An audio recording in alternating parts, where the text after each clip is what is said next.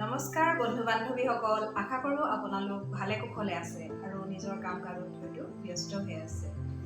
আজি মই আপোনালোকৰ কাষলৈ আহিছোঁ এটি নতুন বিষয় লৈ। আপোনালোকৰ সৈতে আচলতে মই কিছুমান কথা ভাগ বতৰাহে কৰিব বিচাৰিছোঁ। কিছুমান কথা হয়তো আপোনালোকে জানে আৰু কিছুমান কথা হয়তো নাজানে।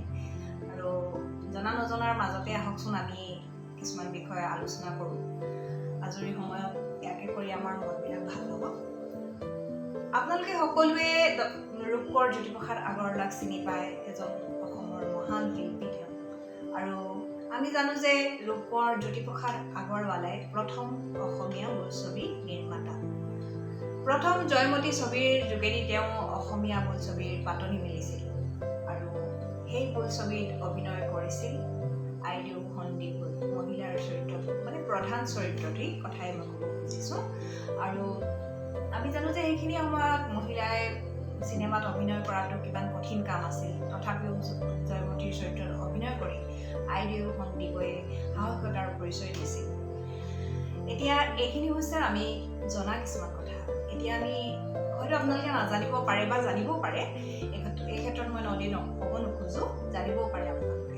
তথাপিও মই ক'ব খুজিছোঁ যে ৰূপকোঁৱৰ জ্যোতিপ্ৰসাদ আগৰৱালা যে এজন মহান শিল্পী আছিল, সেই পৰিচয় আমি কিছুমান কথাৰ মাজেৰে জানিব পাৰিছোঁ।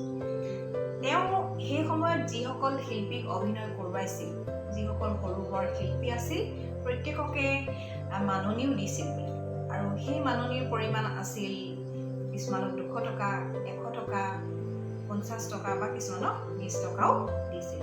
আৰু এই কথাৰ পৰাই আমি প্ৰমাণ পাওঁ যে ৰূপকোঁৱৰ জ্যোতিপ্ৰসাদ আগৰৱালা কিমান দূৰদৰ্শী আৰু মহান শিল্পী আছিল। বন্ধু বান্ধৱীসকল, প্ৰথমৰ পৰাই অসমীয়া বোলছবিত সাহিত্যই বিশেষ স্থান অধিকাৰ কৰি আহিছিল। আৰু ৰূপকোঁৱৰ জ্যোতিপ্ৰসাদ আগৰৱালাৰ দ্বিতীয় ছবিখন আছিল ইন্দ্ৰমালতী।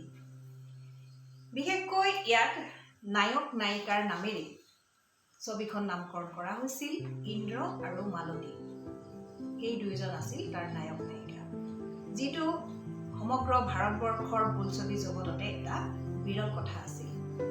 আৰু ৰূপকোঁৱৰ জ্যোতিপ্ৰসাদ আগৰৱালাই নিজৰ কাহিনীৰ আধাৰতেই এই ছবিবিলাক নিৰ্মাণ কৰিছিল। অন্যহাতে তৃতীয়খন অসমীয়া বোলছবি আছিল মনোমতী। উপন্যাস সম্ৰাট ৰজনীকান্ত বৰদলৈৰ বিখ্যাত উপন্যাস মনোমতীৰ আধাৰত এই বোলছবি নিৰ্মাণ কৰা হৈছিল। ৰোহিণী কুমাৰ বৰুৱাই পৰিচালনা কৰা মনোমতী 1941 চনৰ 3 এপ্ৰিলত মুক্তি লাভ কৰিছিল। অসমীয়া চিনেমাৰ পোষ্টাৰ বনোৱাৰ কামো এই মনোমতীৰ পৰাই আৰম্ভ হৈছিল, যিটো প্ৰথা আগৰ চিনেমা কেইখনত নাছিল। মানে জয়মতী আৰু ইন্দ্ৰমালতীৰ ক্ষেত্ৰত পোষ্টাৰ বনোৱাৰ কামটো হোৱা নাছিল। আৰু এটা মন কৰিবলগীয়া কথা যে আধুনিক অসম নিৰ্মাতাসকলৰ অন্যতম খনিকৰ ৰাধা গোবিন্দ বৰুৱাইও মনোমতীৰ এটি চৰিত্ৰত অভিনয় কৰিছিল। বন্ধু বান্ধৱীসকল, আজিলৈ আহিছোঁ আপোনালোকৰ লগত পুনৰ মই নতুন নতুন বিষয় আলোচনা কৰিবলৈ আহিম, অৰ্থাৎ মানে আপোনালোকৰ লগত মই ভাগ বতৰা কৰিবলৈহে আহিম আৰু আপোনালোকৰ লগত কথা হ'ম। আজিলৈ আহোঁ, ধন্যবাদ।